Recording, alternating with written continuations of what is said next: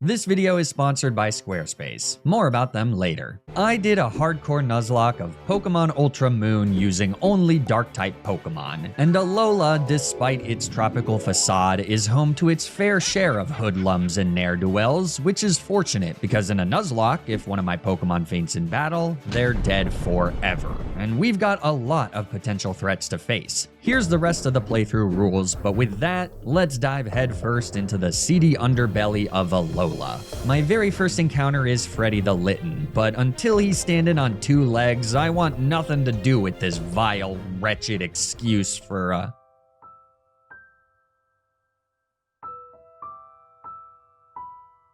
Okay, if anything bad happens to Freddy, the world will know my fury. But my unwavering love doesn't change the fact that Freddy is not yet a dark type and has to be boxed as soon as we can catch another encounter. And I know that Gen 7 games get a lot of crap for the relentless, unskippable cutscenes, but it's really not that long until we can catch a new Pokemon. All we gotta do is meet our rival Hau, watch him choose his starter Rowlet, fight said Rowlet in a battle to the death, head to Iki Town, meet Lily, attempt to protect Nebby from a bunch of Spearow by crossing a rickety bridge, plummet to our would-be death, get saved by a legendary island guardian, get the sparkling stone from Lily, go back to Iki Town, meet Hala, show my new cat to my mom, wake up the next day, greet Kukui at the front door, and then finally meet him back on Route 1 where he shows me how to catch a Pokemon and gives me some Pokeballs.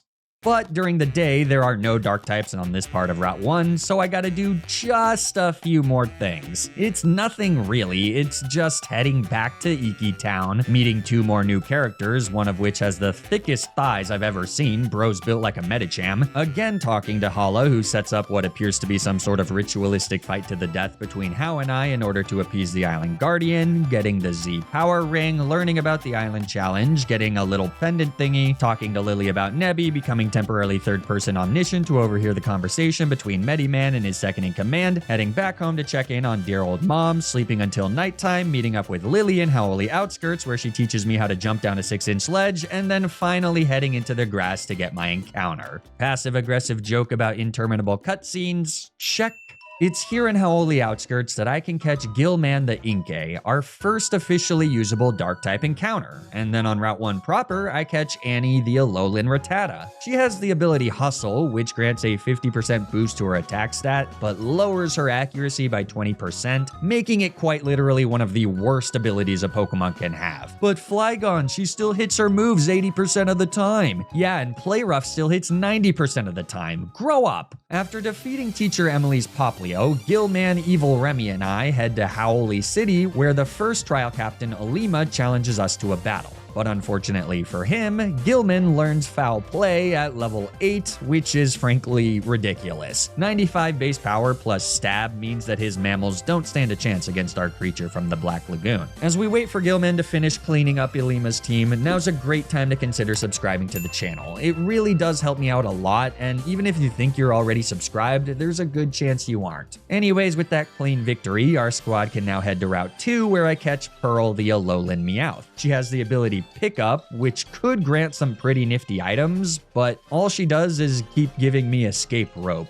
which, I'm not sure how I should be interpreting that. But with the Alolan Meowth dupe, I can guarantee Ghostface the Alolan Grimer from Howley City, and then with the Meowth and Grimer dupe, I can backtrack to the trainer school and guarantee Chucky the Zorua, whose disguise ability is virtually useless in a mono dark-type run, but regardless, our next stop is Howley Cemetery, where I catch Mr. Babadook the Sleepless Murkrow. Surely that minus attack nature won't be an issue. With a full team of 6, the odds are in our favor as the very first island trial begins, but without a way to hit the juiced up Alolan Raticate for super effective damage, this is gonna be like watching Love is Blind without fast forwarding through 90% of the last episode. A bit of a slog. I lead with Pearl, who can immediately hit the rat with a fake out for the flinch as he proceeds to summon his minion Rattata, who I decide to target down first. Unfortunately, without Technician, Pearl doesn't even 3-shot the minion, and we very quickly find our bipedal kitten at just 5 HP with Rattata still in the yellow. So I bring in Annie to fight fire with fire.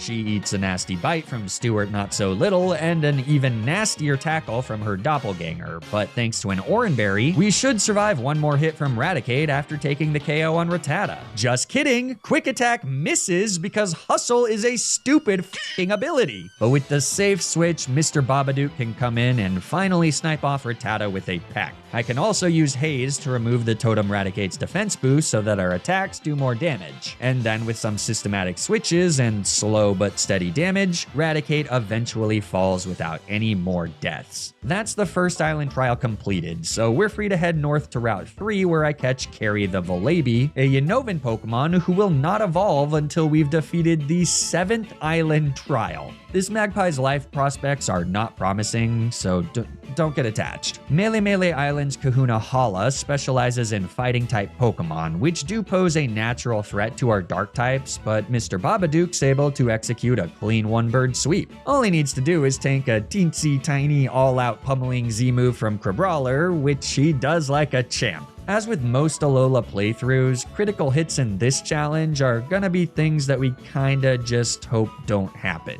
Before leaving Melee Island for good, I make sure to stop by 10 Carat Hill to snag the extremely important Ghost-type encounter Sableye, aka Esther, who grants our team an extremely useful fighting-type immunity. Once again, Stall is a terrible ability, but that at least can be changed with an ability capsule once we get to the Royal Avenue. So Esther replaces Chucky the Zorua as our journey continues to Akala Island, where we quickly meet up with Hau in Paniola Ranch. This fight is a little troublesome given that his Dartrix has max attack EVs and Hau appears to be making move choices by blindly spinning a wheel. Yeah man, a resisted Razor Leaf on Grimer? Checks out. 35 base power peck on Sableye the next turn? A true champion in the making. Fortunately though, we do make it out in one piece because I'm not ready to bury another teammate. I guess you could say I just don't have the space in my heart. I actually don't really know where to go from here.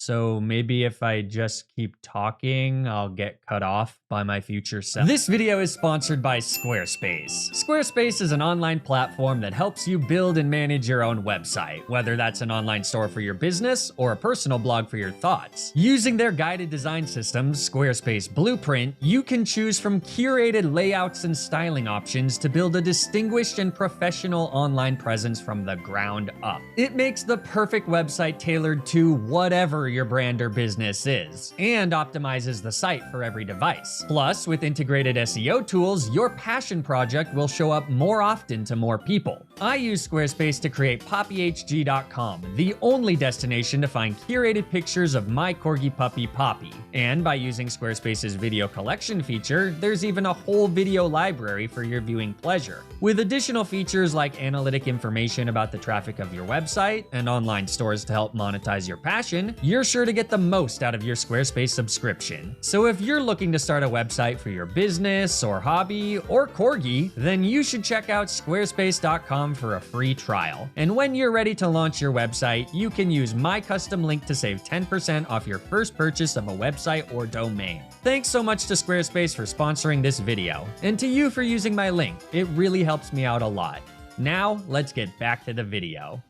After defeating Hau, I get the Eevee egg from one of the Paniola Ranch hands, and by then showering little Megan with the love she deserves, she evolves into Umbreon, our 8th teammate. But there's plenty of love to go around, so Pearl too evolves into an Alolan Persian. I know the Dex entry talks about the roundness of an Alolan Persian's face as a symbol of wealth and beauty, but I still think that this is one of the ugliest designs I've ever seen, and that's saying something. Lana's island trial against the feared totem Araquanid is next, and since he knows Leech Life, I'm gonna need to rely on my 2 feathered friends. Carrie is first, and with a Leer, she lowers Araquanid's defense before he fires off a rain-boosted bubble. Fortunately, what Carrie lacks in a reasonable evolution level, she makes up for in fairly respectable bulk, which means that after some leftovers recovery, it's reasonably safe to stay in and kill Araquanid's recently summoned minion with a pluck. Then it's a switch to Esther, who does just a bit of damage with Shadow Sneak before one last switch to Mr. Babadook.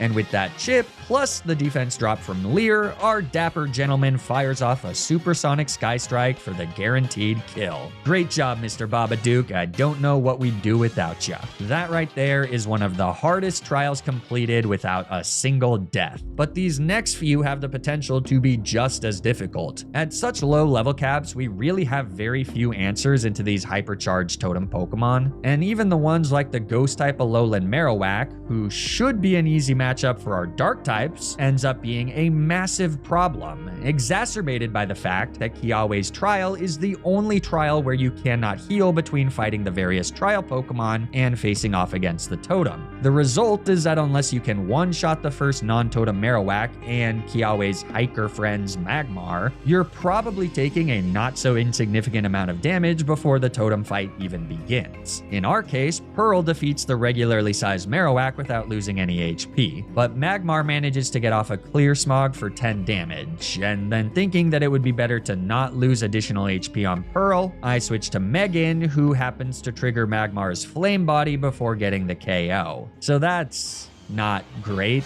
Arguably, two of my best Pokemon are now pre-damaged as we face off against Marowak. Pearl's not holding an item so that she can use Thief to steal Marowak's Thick Club, but thanks to a Detect, I don't get the chance to do so until Salazzle hits the field, making this a very scary 2v1. Thief does indeed steal the Thick Club on the following turn, but then I need to switch out, and anticipating a boosted Venoshock from Salazzle, I go to Esther, though instead we're hit with a shockingly strong Flame Burst. So we can no longer stay in to hit Salazzle with a Waturium Z move, given that Esther will just die from the double up before we get the chance. And despite her lackluster bulk, she's far too valuable to sacrifice, meaning that I gotta switch out again, this time to carry. Frustratingly, Marowak goes for Detect and Salazzle uses Poison Gas, meaning we absolutely could have stayed in. Regardless, on the next turn, Marowak goes for a second Detect, which fails, so after eating another absolutely brutal critical hit Flame Burst, Carrie can at least hit Marowak with another Thief. I really want to avoid sacrificing a Pokemon here, but it's becoming less and less likely as the turns go by. Another switch, this time to Ghostface, sees him barely surviving a double up from Flame Burst and Flame Wheel. So at this point, I decide to switch to the pre-burn Megan, who takes far less damage from another Flame Burst and Flame Wheel double up. But because of the burn, we really don't threaten with much damage. Detect plus Torment means that Megan can get off a Tail Whip into Salazzle, and then she actually survives the double up from Flame Burst and Brick Break, but our half damage bite barely does anything to Marowak, and now we're definitely dead to even a single hit from one of our two foes. The best play I have here is to sacrifice Megan for a free switch, but I just can't. Call it weakness if you want, I call it compassion. No matter how many Nuzlocks I do, it's still so hard for me to make these heartless sacrifices. Megan deserves to live, and if there's a chance to save her life, I'm gonna take it. Though sadly, as noble as my intentions may be, they are utterly foolhardy. As Mr. Babadook comes in, he too barely survives a double up from the oppressive Fire-type duo. And by finally inspecting the state of my team, I see the writing on the wall.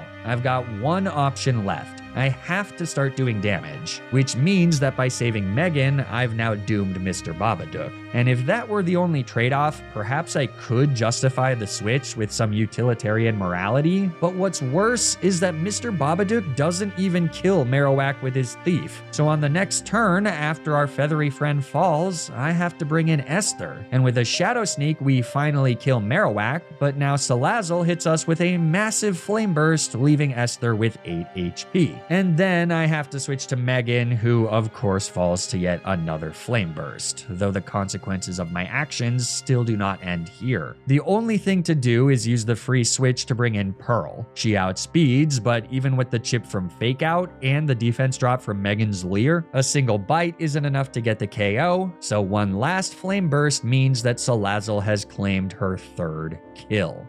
Esther is free to come back in and clinch the victory with a priority Shadow Sneak, but this was objectively a disaster. Had I just had the guts to say goodbye to Megan when her death was inevitable, I could have saved at least one of my other friends. Maybe compassion is a weakness. Is that the lesson to take away here? I'm not sure I could tell you, but regardless, our team is in a pretty critical state as we're very quickly forced to face off against the totem Lurantis for Mallow's Island trial next. This is another tricky fight, and losing one of our flying types right before it is doing me no favors. My plan is to start with Ghostface, who can use Acid Spray to lower Lurantis' special defense. Ghostface's Gluttony ability means that he can eat a Figgy Berry at just 50%, so with a little bit of luck, we're able to get Lurantis down to -6 special defense. Unfortunately, Lurantis also knows Synthesis, so after we switch to carry, our foe gets back to almost full HP, meaning that our Supersonic Strike off of a physical pluck is just not enough to get the KO. But at the very least, Lurantis' minion Kecleon goes for Screech, which is ineffective thanks to Carry's Big Peck's ability. Not often you ever get any utility from Big Pecks, so that's cool. And because of that, neither of our foes see a kill, meaning that on the next turn we can switch to Esther as Lurantis goes for another Synthesis and Kecleon goes for Sunny Day.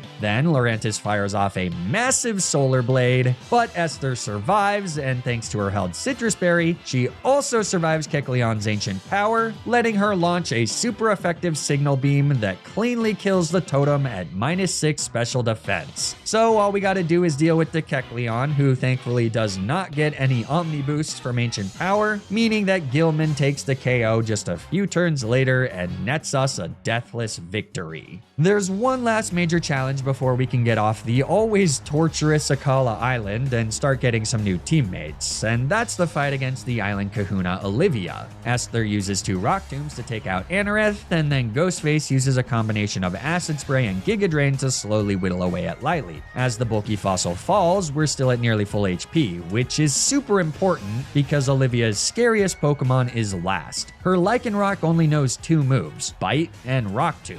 Without any rock resistances, and the fact that a Rock EMZ move could come out at any moment, this is absolutely terrifying, but Olivia just never goes for it. I think it has to do with Rock Tomb being seen as a speed reduction move, and though it does vary from game to game, if your Pokemon is already slower, the enemy AI basically never goes for speed reduction moves unless they see a kill. So I suppose this makes sense, though I kinda figured that the Z move would have some other type of AI that had a chance to overwrite that, but I guess not. The result is that Gilman takes the KO with a foul play, and we've defeated our second Grand Island trial completely deathless. Though that did come at the price of absolutely butchering our movesets, and since the move relearner isn't available until we've made it to the top of Mount Lanakila right before the Elite Four, that's not exactly ideal. But the good news is that the level cap is finally high enough for us to evolve some of our teammates. Both Chucky and Gilman evolve as we arrive first at the Aether Paradise to kill an Ultra Beast that I can never remember the name of, and then at Ula Ula Island where we can catch a Pancham from Route 11 named Babyface.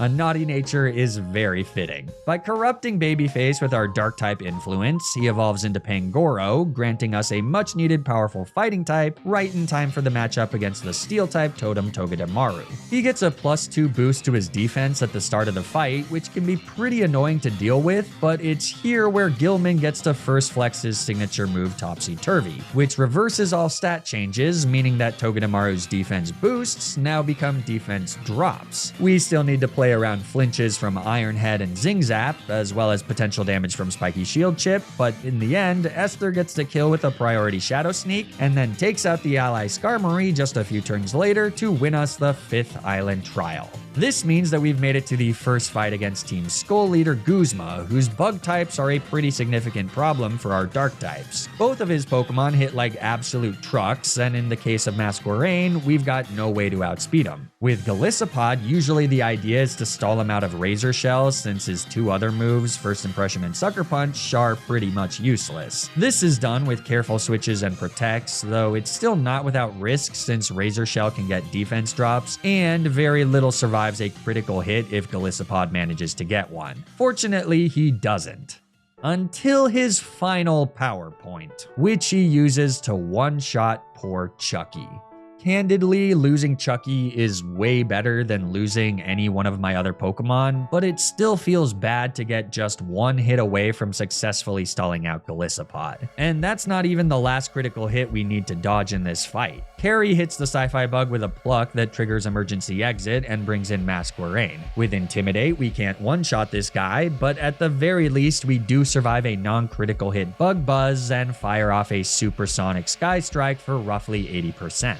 Then I switch to Esther, who survives another mercifully critical hitless Bug Buzz before taking the KO with a priority combination of Fake Out and Shadow Sneak. Golisopod comes back in, but with just a little bit of HP left, we can kill him with another Shadow Sneak, which wins us the battle. But in order to win that, we had to risk a ton of critical hits. Had Masquerain crit even once, we would have been in major trouble. And unfortunately, there are many more equally risky fights yet to come. Starting first with Acerola's Island trial that pits us up against an Omni-boosted Totem Mimikyu. Though before that, I can at least get a replacement for Chucky in the form of Valak the Absol. Anyways, since the Totem Mimikyu knows Play Rough, which hits all but one of my Pokemon for super effective damage, she could easily slice through my team like a couple of perfectly cooked fish fillets. Our only hope is to once again use Topsy-Turvy with Gilman to change her Omni Boost into an Omni Drop, but in order to do that, we need to be able to survive a hit, which at first glance looks impossible, given that Mimikyu knows Leech Life to hit Gilman for quad effective damage. But Gilman is actually quite physically bulky,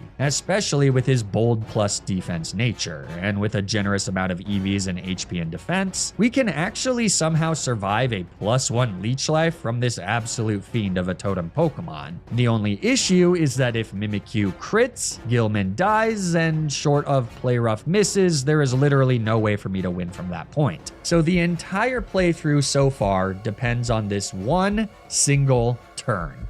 Leech Life comes out, and Gilman lives! Our Aguav Berry brings us back into the red, and then Topsy-Turvy neuters Mimikyu as she calls out for Banette. I decide to risk another crit to quickly kill the minion with a foul play before he goes for Curse or Will-O-Wisp, and then from there I maneuver into Valak, who has been specifically engineered to stall out physical attackers like Mimikyu. She's got maxed out HP and defense EVs, making the normally frail Absol at least moderately bulky, and with her pressure ability, enemies end up losing 2 power points per hit, even when we use Protect. So by using Rest and a Chesto Berry, we can stay out of critical hit range for a few additional turns, and then after Mimikyu is all stalled out, I can bring in Babyface and use a Corkscrew Crash Z-move off of Bullet Punch to net the clean KO. Good game, Mimikyu. See ya never.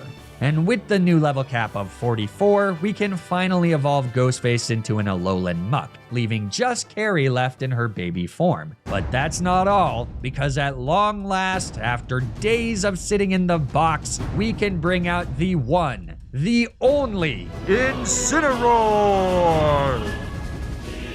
Wait, Incineroar evolves at level 34? Whoops! Well, no harm done, right? In addition to these evolutions, I can also catch 3 new Unova-based encounters. Samara the Krokorok from Haina Desert, Jason the Scraggy from Route 16, and Michael the Bisharp from Route 17. Pretty cool to be able to catch a Bisharp so that we don't have to wait until level 52 to evolve Pawniard. I mean, could you imagine? After dealing with the Team School stuff in Po Town, it's time for the 3rd Grand Island trial against Nanu, but this is the first time that a major boss fight has been completely trivial. As a fellow Dark-type user, he has very few ways to do meaningful damage to my Pokemon. His best bet is Earthquakes from Krokorok, but Baby Carrie even makes him useless. And since Babyface is the perfect check into his Ace Alolan Persian, that puts a swift end to the easiest trial of the playthrough so far. Which means our journey has now made it to the raid on Aether Paradise. But our team is diverse enough that the various mini-bosses don't threaten us with any KOs, so the next major fight is the final showdown versus Guzma, though I've honed my strategy since our first matchup in the Mali Gardens. Against his usual lead Golisopod, I bring out the bulky Valak. By nailing our foe with Torment, we can prevent Guzma from going for Razor Shell twice in a row, letting us perfectly stall out all 10 power points by protecting every other turn. After that, I'm free to switch to Incineroar, timing our switch perfectly so that on the following turn, Guzma is forced to switch out since he now only has one move left and he can't use that move more than twice in a row thanks to Torment. The result is that we can get a free hit off on the Masquerain that comes in. Now, I was expecting Pinsir to come out since he has a super effective Stone Edge. I don't know why Guzma went into Masquerain instead, but it does kinda mess up my whole plan for this fight, so I gotta improvise. Starting with a switch to Babyface, who tanks a nasty Bug Buzz, and then gets the kill with a priority Bullet Punch. That now brings in Pinsir, so expecting the Storm Throw, I switch to Esther, though she instead gets nailed by a critical hit X-Scissor, meaning that after doing baby damage with Fake Out, I'm forced to switch out again, this time to Ghostface. And unfortunately, there's nothing I can do but hope Pinsir doesn't get a second critical hit here. Thankfully he doesn't, so we can fire off a Rock Tomb for super effective damage, and critically a Speed Drop. This means that I can switch to Freddy on one last X-Scissor and then take the KO with a Fire Punch. Golisopod comes back out, but can't actually do any damage, so a Darkest Lariat sends him out via emergency exit, bringing in Guzma's final Pokemon, Vikavolt. But with an Inferno Overdrive Z move, we get the clean one-hit kill before ultimately also KOing Golisopod with one last Darkest Lariat to win us the battle. We did win Deathless, but risking critical hits never feels great, though again, the Pokemon in this game hit so hard that there's often not much else to be done. The matchup against Lusamine is similar. Some of her Pokemon are so strong and so fast that you kinda just gotta hope things work out. At the very least, her lead Clefable is quickly taken out by an Iron Head from Michael, so that brings in Beware, who theoretically grants a free switch to Esther on Drain Punch, though Lusamine's random AI means that it could be pretty much anything. Esther and Beware then go back and forth for a few turns as Psychic does solid damage, though we do need to dip out before we can get the KO. Freddy comes in on a Dual Chop and then takes the KO with a Fire Punch to bring Lusamine down to just 3 Pokemon. Milotic is next, and my only answer to this is to have Ghostface hit her with a Toxic and hope that Lusamine never uses Hydro Pump when we aren't protecting. It's actually Babyface who's out as Milotic falls to poison damage, but that then brings in Lilligant, easily Lusamine's scariest Pokemon. Max Special Attack Petal Dance hits like a freaking atom bomb, and you can't even wait for her to get confused from fatigue since she has the ability Own Tempo. Look at how much damage this dumb plant does to Michael on the Switch. Nearly 50%. And since we don't outspeed, I've got to risk another critical hit to fire off a Rock Tomb. So Petal Dance number 2 comes out. And this time, we do not dodge the critical hit. So our newest teammate goes down. That's a really rough Pokemon to lose, especially right before the Fairy-type trial on Pawnee Island. Freddy can now come in and tank a Petal Dance, but then our Fire Punch just doesn't kill this stupid Lilligant. What is that, like 1 HP? Fortunately, on the next turn, Lusamine just goes for Teeter Dance, and since we have a held Person Berry, we can now take the KO, but my god, was that a miserable Pokemon to deal with. Lopunny is last, and other than being extremely obnoxious with her random moves, she doesn't do anything before falling a few turns later. So the battle is won, but again, not having a Steel-type Pokemon is gonna make this final stretch of the game much harder, especially when we get to Mina's trial following the story climax. The silver lining is that we can get 3 new encounters. Bruce the Carvana from Pawnee Breaker Coast, Pazuzu the Corphish from Vast Pawnee Canyon, and with the help of Island Scan, Rose the Greninja from Pawnee Wilds. 3 water dark types that could have been really useful into that fire trial, but whatever. The Totem Komodo in Vast Pawnee Canyon is honestly not that difficult since Gilman can use Topsy Turvy to reverse his Omni Boost. It's actually his ally Noivern that's the bigger problem. He can spam Boom Burst, threaten defense drops with Screech, and also score potential flinches with Air Slash, the latter of which prevents Gilman from landing an easy kill on Komodo with 2 Psycho Cuts. Things do get a little tricky, but believe it or not, it's actually Baby Carrie who comes in, shrugs off the double up from Boom Burst and Drain Punch thanks to her held Eviolite, and then on the following turn proceeds to ignore Screech from Noivern, Big Peck Stock Rising, before taking the KO on Komodo with a Pluck. Given that there have been 6 deaths in this playthrough, it is shocking that Carrie is not only still alive, but actually meaningfully contributing to major fights. Anyways, Freddy comes in and with a malicious moonslot, he destroys Noivern and wins us the penultimate island trial. That means that it's time to head to Francis Ford Coppola's Megalopolis for the climactic showdown against Ultra Necrozma. My answer to this godly titan is Gilman, who does what he does best. With a focus sash snagged from dancer Julia and Pawnee Wilds, he survives the Dragon Pulse and uses Topsy-Turvy to give Necrozma an Omni drop. Then it's a switch to Samara the Crocodile on what's hopefully not a critical hit Dragon Pulse. Yep, cool. So after that, Samara's free to outspeed and kill the Ultra Space Demon with a single super effective Black Hole Eclipse Z move. With that, Ultra Necrozma falls, a little over dramatically for my taste, but the world is safe once more and we're free to continue our journey to the Pokemon League. And before taking another step, it's finally time for Sweet Carrie to evolve into Mandibuzz. Carrie truly is the girl who lived. And hopefully that continues because we're gonna need her for many of these next fights, starting first with the dreaded battle against Mina and her 3 fairy types. Fortunately, she leads with a Mawile, which is probably the best fairy type she could have here since Mawile kinda sucks. My lead is Valak, who immediately nails them with a Torment. This lets Carrie come in, and by using a combination of Protect, Roost, and Pluck, she can slowly whittle away at Mawile as she's forced to only attack us with Iron Heads. The important bit here is that once Mawile falls below roughly 50%, Carrie uses Tailwind.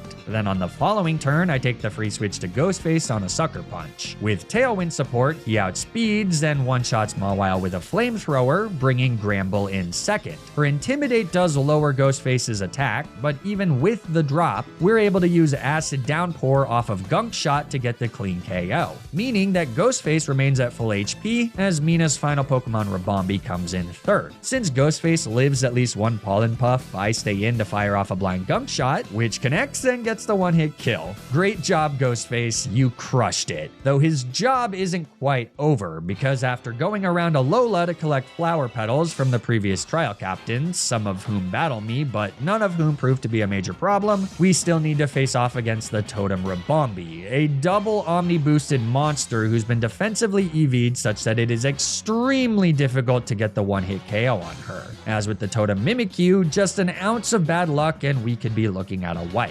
But a wave of relief comes over me as Rabombi goes for a greedy Quiver Dance on turn 1, boosting her special attack, special defense, and speed to +3. The result is that we can freely fire off a Gunk Shot fueled Acid Downpour, which is not enough for the one-shot, but more than enough to ensure that we can get the KO on the next turn with a Sludge Bomb. The only issue is that Rabombi brings backup in the form of Blissey, who immediately goes for a Helping Hand, meaning that Ghostface here is roughly 2 seconds away from taking a Helping Hand boosted +3 Bug Buzz straight to the dome. Dear God, Ghostface is a legend. With 10 HP to spare, he lives to fire off a Sludge Bomb and get the KO on Rabombi. Freddy comes in to take out Blissey with a Fire Punch, so just like that, we've completed the 8th and final island trial. There's just 2 more major fights left before the Elite Four. First is the final Grand Island trial against Hapu, but as usual, she's pretty easy. Gilman one-shots Golurk with a Foul Play, Carrie uses her newfound bulk to slowly whittle away at Mudsdale with Snarls until she's won the matchup, Rose takes out Gastrodon with a Bloom Doom Z move off of Grass Knot, and then Jason nails Flagon with an Ice Punch for the dub. The second pre-Elite Four fight is the last showdown against Gladion, which I usually find pretty tricky since all of his Pokemon are really fast and most of them hit really hard. Against his lead Crobat, I have Carrie hold a Sticky Barb, which gets transferred to our foe upon contact, thereby reducing the damage of his acrobatics and doing meaningful chip at the end of each turn, especially when combined with the damage from Hail. With Roost and Protect, we can pretty easily stall out Crobat until he's 1 turn of residual chip away from dying, and then it's here where we set up Tailwind, granting my team some much needed speed for the next 3 turns as Crobat does indeed faint. I was anticipating Silvally to come in next, but it's actually Lucario. No, just kidding, it's actually Zoroark, though that's still a problem. For some reason, I thought Multi-Attack had 100 base power, but since it's only 90, that's tied with Zoroark's Hyper Voice as the highest base power move that Gladion's Pokemon have, and since the Pokemon come out in team order in the event of a base power tie, Gladion sent out Zoroark and not Silvally, which is bad because my plan for dealing with the Water-type Silvally was a Bloom Doom from Rose, who only outspeeds in Tailwind thanks to her quiet nature. Anyways, now I need a new plan, which starts by using Roost to tank a Hyper Voice and get just a little bit of chip damage via Hail. Then I switch to Gilman on a second Hyper Voice. After the second tick of Hail Chip, Superpower is enough to KO Zoroark, but now Tailwind expires and Silvally comes out. With the defense boost from Superpower, I decide to risk a critical hit X-Scissor to get off of Foul Play for solid damage. Then on the next turn, I switch to Ghostface, who comes in on another X-Scissor. Our Fairy Killer's got Thunder Punch, so all we gotta do is dodge one last critical hit. But Ghostface's time has finally come. I didn't want it to end this way, buddy. I'm so sorry. You were a legend through and through, and I will never forget what you did for us. Rest easy, my friend. Jason is now free to come in and take the kill on Silvally, and then a combination of Esther and Rose are able to secure the knockout against Lucario, which does win us the battle, just at the expense of one of my oldest friends. Prior to challenging the Pokemon League, I can actually still get 2 more last-minute encounters. On the mountainside of Mount Lanakila, I catch Jennifer the Sneasel, whose body becomes immediate box fodder, but then by backtracking to Diglett's Tunnel on my least favorite island, I can catch a Larvitar named Tiffany, who with the final level cap of the game, evolves into the mighty Tyranitar. You can bet your bottom dollar that she'll be coming to the Elite Four, as will these 5 other warriors, all leveled up to level 57 to match the aces of each member of the Elite Four. This is a stacked team, but Alola's Elite Four is one of the toughest in the series, and Hau is a very formidable champion, which means it's gonna take everything we've got to pull out the victory. So let's see if we've got what it takes. Our final challenge begins with a fight against Kahili, Keeper of Birds, and it's here where Tiffany the Tyranitar will prove she was worth the backtrack. Immediately, she eats a massive Brave Bird from Kahili's lead Braviary before retaliating with a Rock Slide for her first KO. Palucha comes in next, but she's easily walled by Carrie, who takes the kill with just a few air slashes. That brings in Kahili's Mandibuzz for a classic honor battle, but with the speed advantage and the stall potential via Roost, it's pretty safe to whittle away at our Mirror, who even helps us out by using Brave Birds for consistent chip. This matchup does take a while since Kahili has 2 full restores, but eventually Carrie comes out on top. So third is Toucanon, and theoretically this guy is a bit tricky since he threatens with Skill Link, Bullet Seed, and Rock Blast, but because the enemy AI only sees multi-hit moves as having the base power of a single hit, even if a Pokemon is weak to Rock Blast or Bullet Seed, Toucanon will almost always just go for Beak Blast instead. The result is that Tiffany can come in pretty much for free and get another kill with Rock Slide, so last is the Fire-type Oricorio, and even after she uses Feather Dance, our Titan's Rock Slide still does more than enough to KO, meaning that a swift victory is ours. I decide to tackle Acerola next, and despite the Ghost-type Totem Pokemon being the most problematic,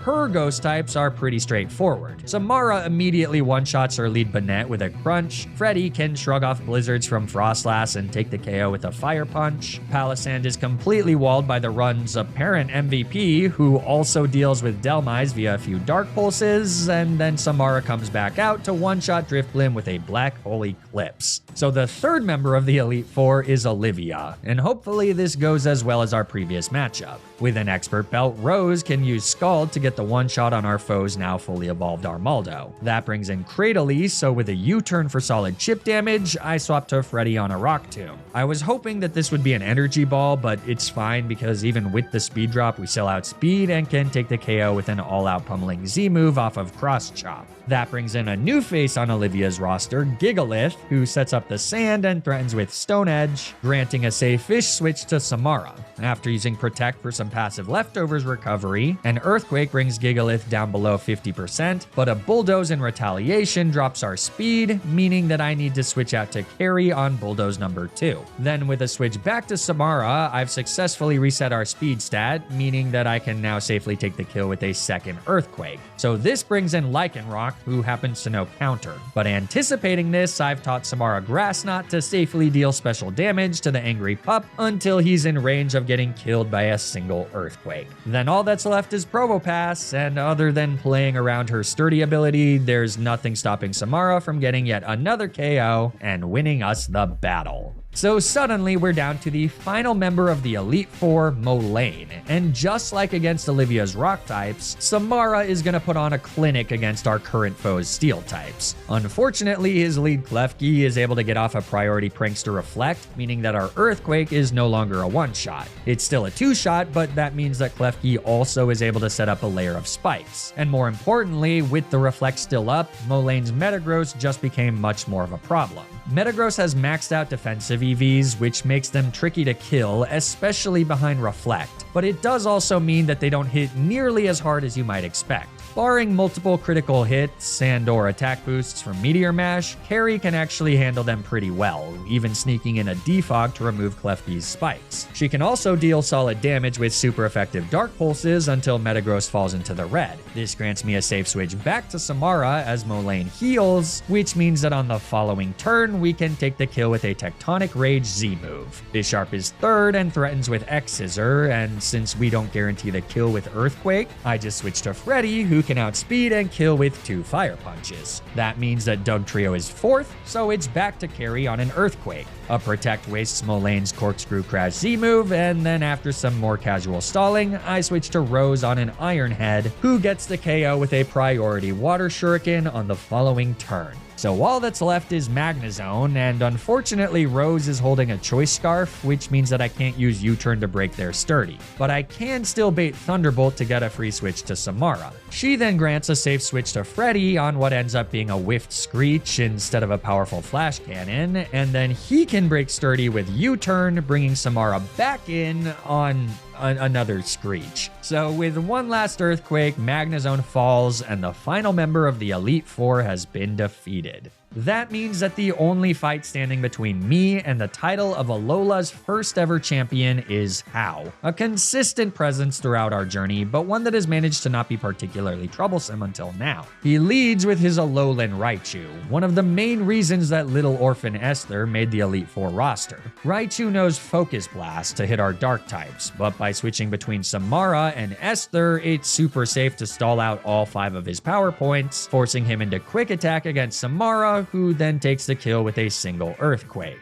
That brings in Vaporeon second, whose Hydro Pumps are pretty nasty, but once again, with Protect and some switches, it's fairly easy to stall out the 5 necessary power points such that Rose can just take the KO with a few Grass Knots. So Decidueye is third, and with a U-turn for relatively meaningless Chip, it's off to Freddy for an Alolan starter showdown. Unfortunately for Hau, he comes from the Academy for Weenie Rivals, meaning that we get the type advantage here and are safe to nuke his already dead bird with an Inferno Overdrive for the clean KO. Tauros kicks off the back half of Hau's team, but switches to carry on Earthquakes and Esther on Double Edges mean that this 4-hooved clown is the perfect target for some light fake-out cycling. Theoretically, I could do this until Tauros runs out of PP, but after a few turns, I decide to let Esther take the KO. It's been a while since she's gotten one. That brings in Crabominable fifth, and now we've actually got a bit of a problem. With Iron Fist, Ice Hammer hits like a freaking truck. Freddy is able to tank one on the switch and then get the clean KO with a speedy Flare Blitz, but if Ice Hammer crits on the switch, Freddy will actually die from his recoil, though that's not even the worst case scenario. The worst case scenario is that Crabominable goes for Stone Edge on the switch, which would instantly kill Freddy and create a massive problem for the rest of my team that doesn't have a particularly good matchup into this hideous Pokemon. That means that the logical solution to this problem is obvious. I have to sacrifice Esther to get the free switch to Freddy. It's the only way to guarantee victory, and if this playthrough has taught me anything, it's that it's better to sacrifice one life than risk countless others. but I just can't do it. Esther has been with us since Melee Island, and she's worked so hard. Frankly, without her priority moves, we wouldn't have even gotten past Kiawe's trial at all. She deserves to live, damn it, and if that means risking it all, then so be it. Esther retreats into her Pokeball, Freddy comes out, and he eats a critical hitless Ice Hammer, which means that with a Flare Blitz, we bring the Snow Crab down to his knees, Recoil leaves Freddy with a mere 5 hit points, and as Noivern takes the field, victory is nearly ours. I switch to Tiffany, and with the Sandstorm from her Sandstream ability, she easily shrugs off a Dragon Pulse. One more on the following turn is all that Noivern can muster before she gets nailed by a massive Rock Slide, winning us not just the battle against Ow, but the entire run. I think I say this after every single Alola playthrough, but I like these games more and more each time I play them. Are parts of them a massive slog? Yes, but the challenges are genuinely tough, and these games scratch that ROM hack itch of making you really think outside the box without forcing that to the absolute extreme. These Alola challenges do take a fair bit more time than playthroughs of other games though, so if you like them and you want to see more of them, let me know down in the comments section. And it'd also be great if you could leave a like and subscribe to the channel. Or don't, I don't know. But I do know that you should follow me on Twitch to keep up with streams of my current ROM hack challenges. Stay tuned for more Nuzlocke videos, and until then, remember to always play around the critical hit.